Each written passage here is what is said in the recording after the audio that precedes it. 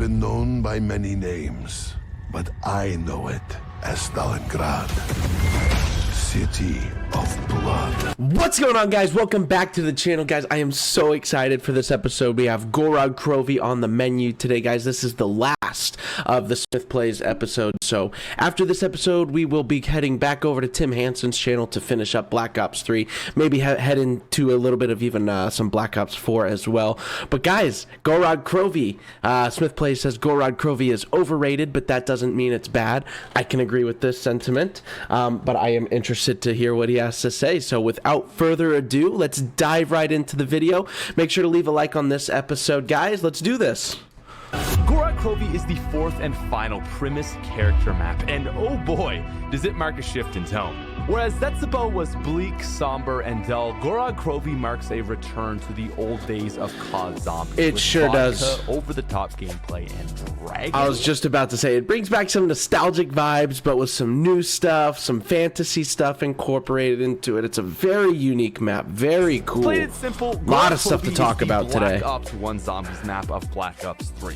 In fact, Gorod's roots actually go back even further, seeing tons of inspiration drawn on from Derice. It's bold and is still to this day the last original Ether Zombies map. Gorod Krovi is a great map for sure, but despite all this, I've always personally felt that it's not quite as good as some make it out to be. You know, in comparison to the rest of the Black Ops 3 maps, Gorod Krovi always sort of fell short for me too. Always just sort of fell shy of getting up there in like my top maps, you know, because I always give them to Shadows of Evil and Drak. And even in my opinion, Zetsubo is better than Gorod Krovi. But that's just me. I know that the community loves Gorod Krovi, and it's great. Like I said, it brings back a lot of those nostalgic vibes. So I'm not, you know, dissing Gorod Krovi in any way. I've come to believe that it isn't quite an equal with the likes of Jason Blundell best. And so today we'll be skydiving into the map, doing a full analysis and seeing I see what you did there, Pat. just where it lines up in the great scheme of Trey's catalog so far. And lastly, before we get into it, today's video is sponsored by Honey. What is Honey? Well, Honey is the free... All right, guys, today's video is sponsored by Honey over on Pat's channel, but not over here.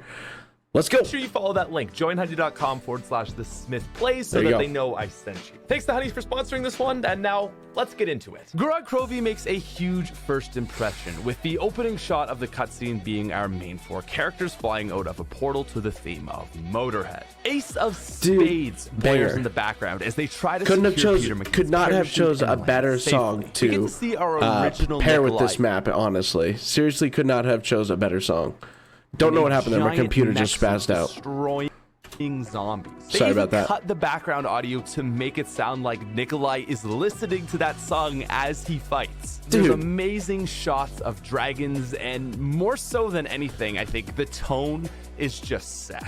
The Gorod intro tells us that this map is returning to the old school days of zombies. Yeah. It's going to be over the top and almost caricature-esque. Intro cutscene is one of the greatest of all times and probably fires me up more than any cutscene ever. I was just about to say, out of all the cutscenes we've been given to date, I think that the Gorod Krovi cutscene is just so good. I love it. It's like cinematically a masterpiece, and it's just like what I feel like all the cutscenes in Zombies should have been. Obviously, that's a lot to ask, but the Gorod Krovi intro cutscene is everything, bro. It's everything. And even if you don't agree with me on that, at the very least, for the first time since Shadows, we're given a great introduction piece. And so overall, I just think it does a really good job of Shadows was a good one too, but Gorod Krovi still top Shadows. Now, despite that crazy intro, I wouldn't say that Gorod is quite as over the top as it initially makes you feel. It lets you know that these moments are there. But I wouldn't go so far as to say that Gorod completely returns to the themes and motives of, say, Keynote or Toten. Gorod still has some serious... I think it loses its simplicity a little bit. I think Gorod Krovi gets a little bit more on the complex side, in my opinion. Tones which are experienced mainly through the soundtrack and storyline. But still, it does both. With wild shouts from Ultimus Nikolai about vodka in the opening rounds, there is definitely a return to old times. True. So I think ultimately Gorod tells you that it's going to have a little bit of both. At times, it's going to be the most over-the-top that Black Ops 3 will get, but it's still dynamic enough that it can throw some seriousness in when it needs to. Most importantly, I think the over-top brashness of the intro goes to introduce you to a return to old gameplay. Gorod Krovi sits as the most Black Ops 1-like, non-Black Ops 1 map, and so I think this is what we should look at first. It's fair. It really brings back those zombies vibes, you know, where it's just simple. Everything that you had in those older maps, kind of in Gorod Krovi, but it's also difficult too, and I'm sure we'll get into it. So while Drak often gets most of the praise for being the simple, beginner-friendly map, I think Gorod really goes unnoticed in this area. DE has a simple power, pack-a-punch, and initial wonder weapon, but it gets pretty complex from there. And I think Gorod, despite actually being really hard and having a complicated Easter egg, is more of a straightforward map on the gameplay side. So let's dive deeper, shall we? Really? Do you guys think Gorod Krovi is like more like gameplay friendly than Drak? So Gorod Krovi is basically complicated Darius. I know that might sound weird to you, but it will make sense. Weighing it at a modest 23 Nocturne Totens, Gorod... 23 Nocturne Totens, guys. That's not bad. That's not bad. It's honestly kind of smaller than I thought it was going to be. I don't know. Krovi is actually the smallest Black Ops 3 map. And so the map basically there we go. has That makes three sense. wings or branches. There's the middle and main dragon command area with Sophia and the Easter egg screens. To the right, there is the library-like looking supply area, and to the left, we have the industrial tank factory. Now, looking back to Darius, do you notice how the map has a similar structure? There's the middle wing, which is the catwalk area, complete with teleporter and quick revive, and then there are the other two side branches, also with teleporters. 3 wings which branch off of a central main area that is connected to spawn. Yeah, I think that... So, I've heard this comparison before in the past where we've compared Gorod Krovi to Darius in terms of layout. However, I could see that. I could see that with the central and then the 3 different ways you can go. However, I think that Gorod Krovi, in my opinion, though, I'm a little bit directionally challenged as it is even in real life, like when driving and stuff.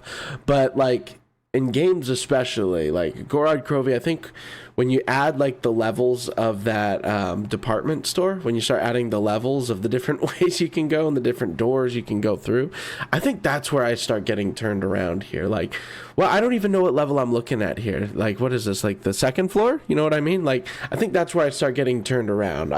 The middle and then the 3 different paths makes sense. That part makes sense, but it's with the levels and the different... Gorod Krovi might be bigger and a little bit more complex, but it essentially has the exact same layout. Overall, I feel like Gorod Krovi is laid out decently, but not the greatest. Tank and supply are connected rather awkwardly to the rest of the map, and it's hard to get from them to spawn. Overall, the map is laid out pretty well, but I've always wished that there was a direct route from those 2 side wings to spawn. Now, things get even more interesting when we look at Pack-a-Punch, however. Darius and GK also share the same Pack-a-Punch structure. So on Darius, you must go to one of the wings, activate a timer, and return to spawn to link the pad. Gorod Krovi has a slightly different end goal, but it plays very similarly. You insert a command rod into a machine at the wing area, which is the equivalent of going to the teleporter on Darius. Instead of then heading to spawn, however, you must... It's a little bit more RNG because like you're going to get a different color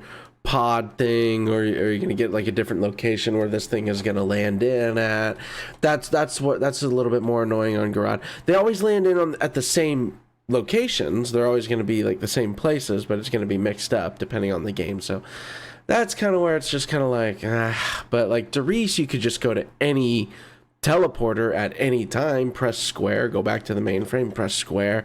It's a little bit more simple. It's a little bit more simple Groth module at a on Darius. location. So do you see the similarities? Each have 3 total phases. Each require you to head to all of the wings of the map, from which fast movement to another location is then required. The last similarity is most striking, however. On both maps, those 3 wings then serve as a fast travel to Pack-a-Punch. On Darius, one can use a teleporter to quickly get there, which very close closely mirrors the Dragon Ride, which, by the way, may I add, is a very cool cutscene, is one of the many ways Gorod is over the top. So the cutscene itself, the Dragon Ride to Pack-a-Punch, the cutscene itself is really cool. Having to go through it every single time you want to go to that area gets a bit old and gets a bit annoying. Ruins the cutscene for you know what I mean? Like, the first time is cool, but I don't know how you would do it. Like, I don't know how you do it. Maybe connect like a Wonder Sphere or something down there. I don't know. It's just Gorod's inspiration from Black it's Ops too 1. much every single time. The biggest thing is its placement of the Wonder Weapon in the box. Box Wonder Weapons is one of the most defining features of Black Ops 1, and I think people were excited for this to return. While I personally prefer the buildable Wonder Weapon, I think it was a smart choice for this map. For new maps, we hadn't seen a box Wonder Weapon since Buried, and so BO3 was in need of a map with this simple design. Now, as far as the Mark III goes, it's basically an overpowered weapon that makes you incapable of dying until it's not. The Mark III is ridiculous, but only for the first 40 rounds. And while a lot of people have their criticism with this, that it's not good enough, I actually think that it makes sense. The purpose of the Mark III is to be really good for everything except high rounds. Up until about round 40, its black hole makes it so you can hardly die while camping, so it's OP in that category. What does make it balanced, though, is that it has this fall off. You can't rely on camping with this thing through around 100, and so that actually you have makes to it train fair, especially because Gorod is... But then that's kind of like a repeating pattern in all of these Black Ops 3 maps, is there's not really good places to camp in the first place. So camping as a strategy, like as a whole, isn't like the best plan of action for any of these maps. The hardest Black Ops 3 map. On the other hand, though, it does certainly serve as a huge crutch weapon for early rounds and Easter eggs, which we'll get into a little bit later. But I would say at the very least, it's not a free round 70 plus like the Ice Staff, Stormbow, Liquefier, or upgraded Apothicon Service. So I'm not much of a high rounder myself, so it's not like I really care about these statistics anyway of like it like lasting past round 40. I mean, you'll probably never see me going past round 40 on Gorod Krovi anyway. Simply, I mean, like, unless we are like purposely doing that for something, like, oh, let's go for a round 50, but like, when am I ever going to do that? Like, I'm not much of a high rounder. I love doing Easter eggs, I love doing the Easter eggs in Black Ops 3, and like I love just like casual gameplay. I think that all maps, like everything considered, no matter what map, no matter what Call of Duty game we're talking about here, all maps kind of get boring past a certain point to where like you're just running around in a circle. I don't have the mental stamina for that anyways, you know what I mean? Now, Gorod Krovi also steps it up with all sorts of new items and features. The Guard of Fafnir is the first huge improvement over the original shield. The Rocket Shield of Shadows had been an interesting upgrade, but it didn't prove to be very practical, whereas Gorod Shield shoots fireballs, making it both super helpful and incredibly true to the theme of the map. We also see the Dragon Strike, which is acquired from completing the 4 lockdown stages in the Pack-a-Punch house. It basically serves as a targeted artillery strike that attracts all the zombies to your area that you lay it down on, essentially making it a once per round monkey bomb. But on top of that, it's cool. It actually gets a dragon to come over the map and breathe fire on the area you're targeting. And even more so, it can be upgraded with some relatively simple steps to become that much stronger. Oh, I should also mention that the shield can be upgraded as well. Now, Gorod also brought in some new weapons. We see the That's a lot of repeating stuff in Gorod Krovi too, is that there's a lot of stuff to upgrade. There's a lot of stuff to do, and that we all know over here on this channel that I have a problem with that. like remembering where everything is. I mean, if it's part oriented, especially, like I will lose that information so quickly. It'll be gone. Which, when Pack-a-Punched, can revive downed allies. The FFAR, a beastly upgraded variant of the Moss, and most iconic of all, the return of my the PPSH. Leave a like for the PPSH, guys. So many cool new weapons in Gorod Krovi. I remember that. That was such a cool feeling to have that back. The PPSH incentivize you to hit the box. It was a major problem on DE, but especially with the Mark III being in there, there is ample reason to actually go for the box on this map. Yeah, and I mean, along with the Mark III, I mean, like you just said, all the new weapons that were there. There's a reason to hit the box to get those weapons, and actually like want to like use those weapons and see what they're like in Actually, zombies. considering how important the Mark III is to the Easter egg, perhaps even too much. Now, GK also has 2 new enemies. The Russian Mangler is your classic mid-round boss. Relatively on the weaker side of these bosses, these guys spawn quite a bit more often to make up for their lack of power. While I can't say they're anything amazing, they fit the map pretty well. Valkyrie drones are the second more interesting addition, and the Valkyrie drones, I can't get behind. Oh shoot, I always do that. I feel like every single episode I end up smacking the mic because I'm too expressive. But no, the Valkyrie drones I can't get behind. I can't. They just aesthetically don't work. They don't work. They don't fit, and they're stupid. They are stupid. I'd say their presence is all that well regarded. I think these enemies are mostly disliked because of their erratic behavior. Valkyries are pretty annoying and mostly just end up delaying rounds or getting in your way. They suck, I can't really say that they feel appropriate to the map. I just see no connection as to how they tie into Stalingrad or Dragons. Now, even more interesting, however, is Gorod also has equipable items for the first time ever. Dragon wings reduce explosive and fire damage.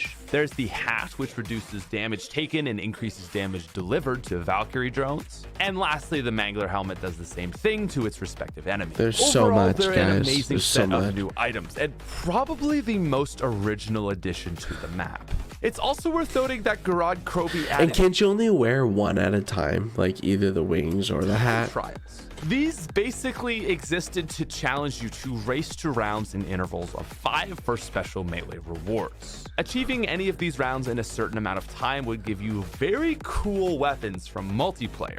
And while I can't say that the melee weapons themselves were overly useful, the challenge themselves provided a really fun and new way to play zombies. Yeah. Looking forward in the Black Ops Cold War, I really hope that we get a more structured version of this. I remember the first time that I can't remember if it was, I think it was like a knife version of this, but it was like a free item that we got in one of our games. Me and C Babel, if you guys remember him. It was an item that we got in one of our games, and we just accidentally got it. We don't even know how we did it, but it was the knives. It was if anybody knows how to get those. Mind, Gorod sits as a really strong leave it in the comments. Tell us what we did. It can be played as a camping or training map and is good for both beginner games or more advanced high round stuff. Gorod just has so many different ways to play, and so in terms of gameplay, I think it's always stood slightly above DE. There's just something about training and camping strategies that feels very reminiscent here of the old days. There's enough here so that it feels fresh, but again, I would argue that a lot of this map is based on the philosophy behind Black Ops 1. That is, of course, unless you want to take a crack at the Easter egg, which we're now going to. Good God. And this is where Gorod Krovi, like, I guess I was sort of relating some of my previous thoughts to this portion of Gorod Krovi, but the Easter egg on Gorod Krovi is cancer. It is. I don't mess with the Gorod Krovi Easter egg, man. I don't. The Gorod Krovi Easter egg is not like anything we had ever seen. This is because the Easter egg is most focused on gameplay, and so it provides a much different experience to anything we had ever seen. The Easter egg technically starts with the turning on of power. From here, players are able to do the Graph modules and access packages. So to be clear, the Easter egg is not that, like, it's not that bad. It's not that bad. Like, where, like, all my exaggeration here is because it's just so fucking hard that, like, it's the hardest thing that I've ever done. It's not that. It's just so, the steps are so stupid, and there's too much going on at the same time. It's the worst one, I feel like, is the worst Easter egg. Revelations is pretty bad. Maybe not the worst Easter egg, but God, it's down there on the Black Ops 3 Easter egg ranking list. Punch. And so then the next step is the lockdown, where you go through 3 waves of defending the area from enemies, and then a final wave where enemies come from all 3 areas. Overall, it's pretty engaging, but I do find it to be quite drawn out. It takes almost exactly 5 minutes, which I think is just it does take a long time. Too long for an opening step. Yeah. You're just getting going into the flow of things, and the lockdown feels like it halts your progression. I think it might have been better if they only had 2 first stages and then the final. This would shorten it to 3.5 minutes while still bearing the weight of the step. Now, from here we get to the most drawn out section of the egg. The egg. Acquiring the Gauntlet of Siegfried is true. This part of the Easter egg, it takes a while. So first you pick up the egg at the infirmary and head back to the main map. From here, you Why need to does it place take at so a long? nest and wait for a dragon to come breathe fire on it. This itself can take forever depending on how long it takes for the dragon to come. From here though, it gets even worse as now you have to go through one full round for the egg to cool. You then have to go through 3 trials: collateral, melee, and flaming zombie. I'm glad I'm not the Flaming only kills are one who first, so thinks this this means that is you must bad. instantly then wait Or, for I mean, another takes a dragon. while. And then from there, you can finish the easier penetration and melee kill step. Now lastly, once this is completed, you must then take it back to the infirmary, do another quick lockdown step to wait yet another full round before you can get the gauntlet. Honestly, this process is longer and more drawn out than any single thing in Zetsubo. At the very And least, it you're doesn't spending need to 5 be. rounds on the egg, but that can Yeah, easily turn into dude. 6 or 7 if you make any mistakes. Yeah, if you mess The up. only real redeeming feature If of you this mess process up is on the a fact round, that you're the doing gauntlet it is again. amazing. A beastly power fist combined with a baby dragon that Man. fights and collects things for you is a fantastic Dude, the spectacle. Gauntlet of Siegfried actually, guys, is pretty goated. Not gonna lie. Ability. And I think really the reason people don't complain near as much as they should with so this step cool. is because the reward makes it worth it. Now from here, it's on to the first real official step of the egg. This is turning on the generator downstairs of Pack-a-Punch in the infirmary to begin the valve step. From the perspective prior to this egg being beaten, back in the Z-House days, I would actually say that the valve step was hands down the best puzzle ever put into zombies. Let's So, go. The perfect Easter egg puzzle is Guys, one that the first year of Z House, I remember the summer, that first year, this map dropped that summer. It was hype. Like, I wasn't a part of the community just yet, but I watched back and I just remember how hype it was, guys. I hopped on board the community literally a year later. So I was there for Z House 2. I was there for that. that is near impossible to initially solve, but once understood can be done by anyone. The valve step is the perfect example of this. This was a great step because it completely stumped the community, thereby prolonging the length of the Easter egg hunt. Nobody knew how it actually worked, and so it was really just guesswork. Eventually, however, after the egg had been beaten, someone devised a formula that solved the puzzle for you, and they realized that it's actually a pretty simple algorithm once you understand the way the valves are connected. And this Guys, is the beauty valve of step. the valve step. Ridiculously challenging to begin with, but now it's incredibly easy, assuming that you know the website to go to. I think the fact that you need to go to Milo's website just to beat this is, yeah, maybe a little bit much. Guys, shout out Mr. Raffle Waffles for just being an absolute S-tier content creator and just looking out for the community with this website, guys. This website makes the Gorod Krovi Easter egg so much more easy. You can breathe. Thank you, Mr. Raffle Waffles. Milo, I speak for all of us.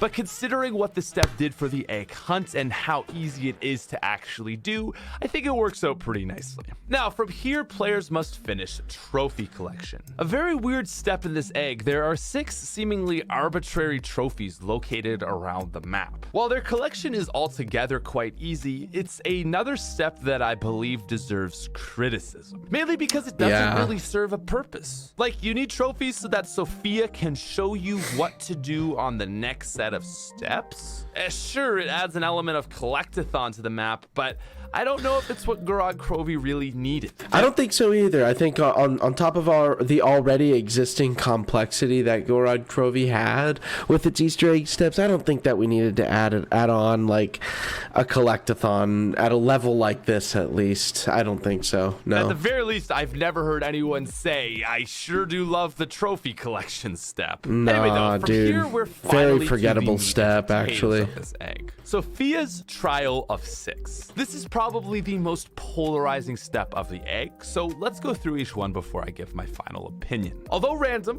one of the first 5 possible steps you can get is the Russian Mangler step. This step can be annoying as it can be hard to actually find him. I failed this step many times simply because I went to the wrong area of the map, and by the time I got to the other side, it was too late and the step was over. But assuming you do find him, this step is super easy. All you have to do is shoot his arm and he starts running towards you. While a tiny error like Electric Cherry's reload can make you fail, I think it's a pretty easy step once you know what you're doing. Now, next up we have the Valkyrie drone. This is the first of Sophia 6 that leans heavily on the Mark III. With that gun, all you have to do is I think this is the one that you need. He looks like he's running in plain sight. I think there's another Gobblegum, one of the megas that I think Undead Man Walking or something like that. I think that's the one. The left attack that they recommend you use. To slow down zombies, and it's just dead easy. However, if you don't have the Mark III, this is a genuinely awful step. It is so hard, as you need to round up the zombies and slowly move the drone while making. And I think if you get too far away from the drone, it stops or starts to take damage. Damage him. While easier as a team in any form, this is a rough step. Again, rip that guy's game, dude. Now, next up we have Damn, the bomb Pat, step. rip. One of the most despised steps in this egg. The bomb step is dude, the bomb step, guys. Man, I'll see if I could find some gameplay of us just totally failing the bomb step, but screw this step, man.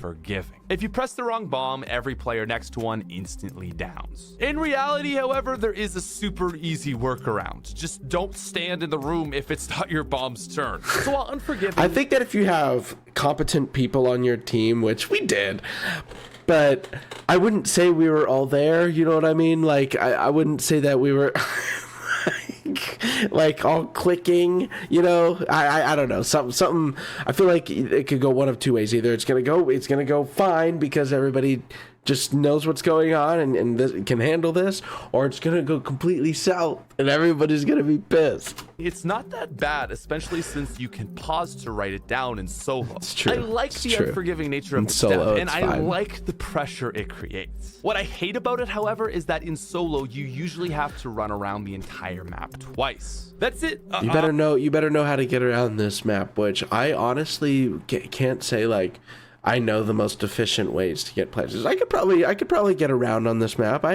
know how to get around on this map, but the efficient ways to go, the shortcuts and stuff, probably not. I'm literally just lazy, and like with these with step, I hate running around the map. Yeah, running around the map and any sort of step, like you just said, the DE Wisp step is awful. But like we've talked about, there's workarounds with the DE Wisp step. I don't know if there's any workarounds with this one, but this is just especially a nightmare. Because, again, just running Gorod around does have a bit of sucks. an awkward layout. Now, next up we have Gersh. First of all, I should mention that I and this one's kind of glitchy. The bit of storyline we get here, especially with how Gersh even this recognizes one's kind of him from glitchy. Ascension. As for the step itself, again, this leans entirely on the Mark III. If you have it, you can do so much damage to him so fast that he doesn't even move once you find him. This destroys the entire purpose of the step. And then, as you probably guessed it, if you don't have a Mark III, this step becomes very challenging. It's certainly doable, but solo players will have their work cut out for them if they get unlucky with the box. Now, lastly, we have the Groth module step. This is by far the best of the first 5. Yeah, true. Oriented. If you have the right weapons, I think the Mark III is actually really excellent for this one because you can just lay down black holes down there by the pods. So, I mean, if you have the right weapons, this one's a breeze. This step creates an immersive challenge with a rewarding goal. Really, I feel like the purpose of these modes are meant to be mini games, and this is the only one that actually really feels like that. True. It's especially cool because you actually have to use your I never thought about it like that. Like they're all like little mini games within the game itself. That's cool. Get the piece from it. And while the Mark III again makes it dead easy, doing it with or without a team is overall still a really good time. And always last, we have the lockdown. Now, this should be a fantastic step. It should serve as the climax of the egg's second act. You know, I'll pass on, like I will literally pass on every single lockdown step in this map. For Pack-a-Punch, for the Easter egg, pass. I hate the lockdown steps in this egg because they are too slow, they are too much, and they are too frequent. I can't. They're bad. During the first time you visited the Pack-a-Punch and got your Dragon Strike. I don't like the now lockdown with a steps. beefed up kit, it can send more at you to make for a super intense time. Sadly, however, it's not. The game does not throw all that much at you, and even if they did, there is a massive exploit. The stage won't progress until you defeat all manglers, and so if you leave just one alive, you can run around the main floor until the download process is over. It's a great idea for a step, but it's just annoying that it can be ruined with this simple exploit. And so after this, you will have finished Sophia 6. So as a whole, Sophia's Trial of 6 is either extremely easy or infuriatingly difficult. There's really no in between. More so, the fact that when you fail, you must then finish a full round to try again only makes this worse. This kills all flow of the egg, and when something as simple as an electric cherry burst can ruin the Valkyrie... I don't like steps that you have to stay in one place for a long period of time. Mangler step. I think the consequences are too high here. Beginner players can find themselves in deep water quick, only halfway through these at round 20. Like in comparison, the flag step on Shadows can be attempted infinitely, with ammo being the main restrictor. I just don't see why Gorod could have had the exact same thing. Still, however, this entire what a vibe change. Like, did you guys feel that too? That vibe change from like switching from Shadows of Evil back over to Gorod Krovi? Like, that in itself was so like, that was weird. Was solved with Mega Gobblegums or a Ray Gun Mark III. Whether that's a good thing, I don't really think so. Now, from here, you basically are on to the boss fight, which I am incredibly split on. Let's look at the positive side. Gorod's boss fight was the best spectacle we'd ever seen inside. I'm just gonna say, like, aesthetically, like, just like visually, very cool. Dragons, giant mech suits, what is not to love? As a concept, it's cool. And in the DE Retro, I even said it was the best. But I should clarify what my intention behind that statement was. What I meant was that Gorod has the coolest boss fight, but it's not the best. And that's because... yeah, the in plain sight thing, guys. No, this makes it the best. Like, literally, like, I'm all for it, bro. I am all for it, man.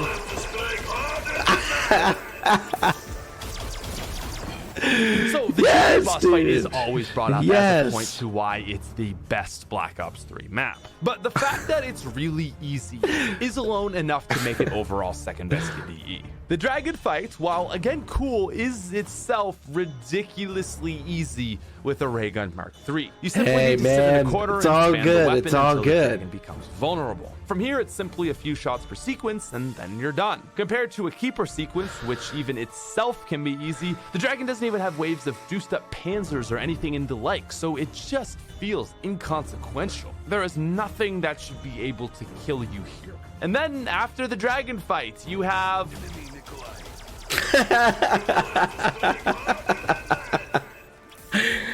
Come on, it's awesome. That a normal Gobblegum can make this a 10-second fight is enough to, again, really diminish the overall greatness of this fight. Despite it being an amazing you have the choice to do it for real. You have the choice to do for real. It's just most of us, myself included, are going to choose not to do that. You know what I mean? The gameplay itself is just super disappointing. And I think it's the boss fight that actually has aged the worst on this map.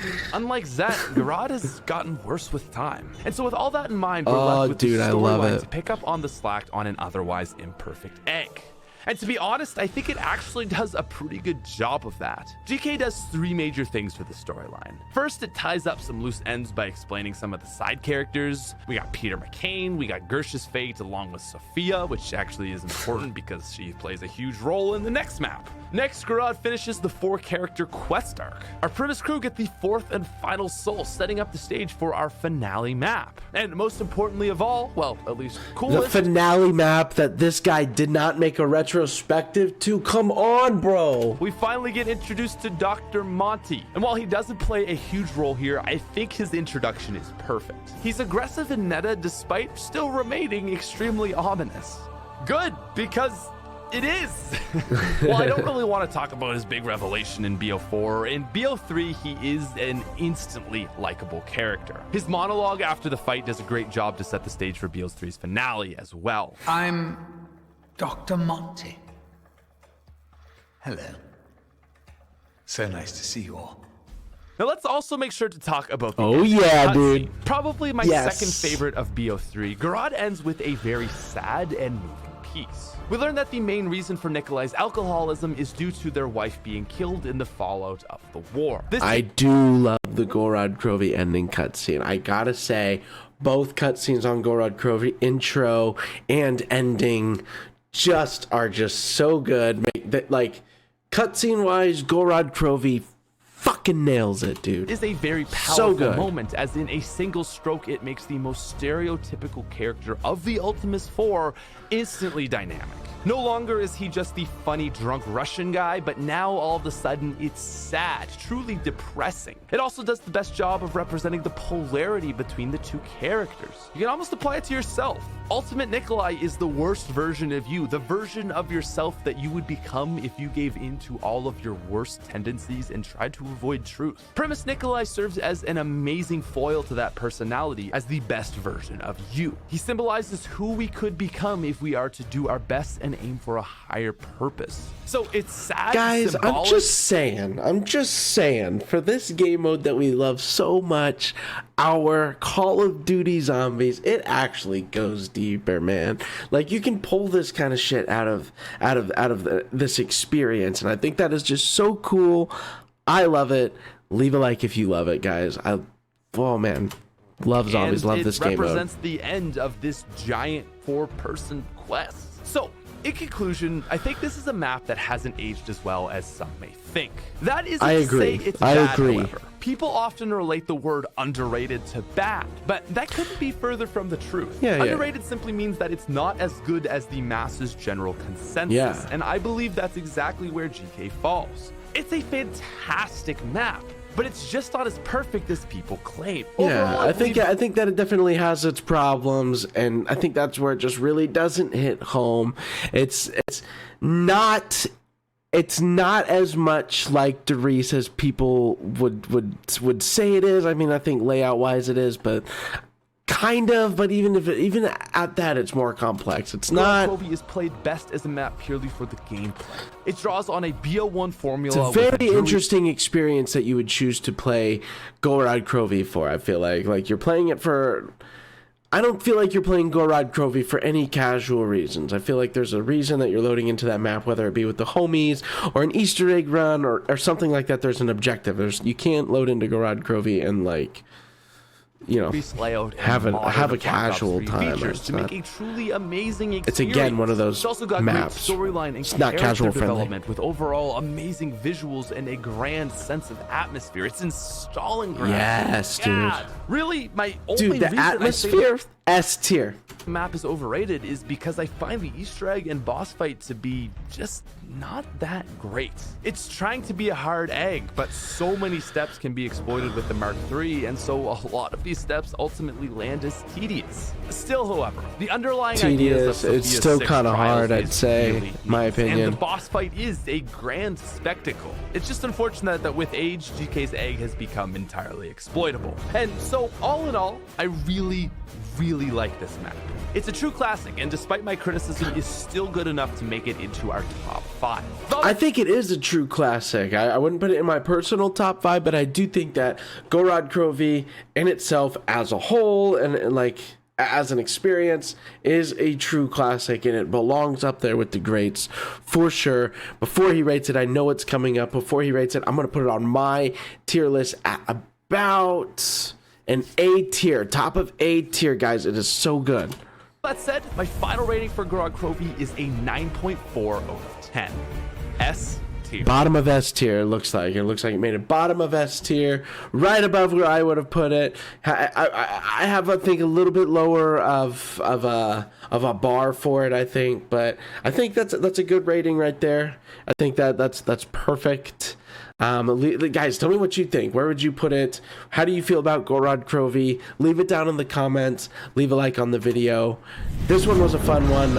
I really loved hopping into Gorod Krovi specifically because I remember just over the past, it's been a challenging one on this channel for sure. But guys, we got more episodes coming up. Like I said, this is the last one on Pat's channel, so he did not record an episode for Revelations, so we are going back to Tim's channel, so I'm excited to get back to his channel. We'll do Revelations, and then we'll take a look at some Black Ops 4 stuff. I didn't personally play Black Ops 4, so it'll be more like a first impressions sort of thing, so that'll be interesting. So if you guys are excited for that, then if you're new here, subscribe. But yeah, guys, it's been fun. We'll see you in the next one, guys. Peace out.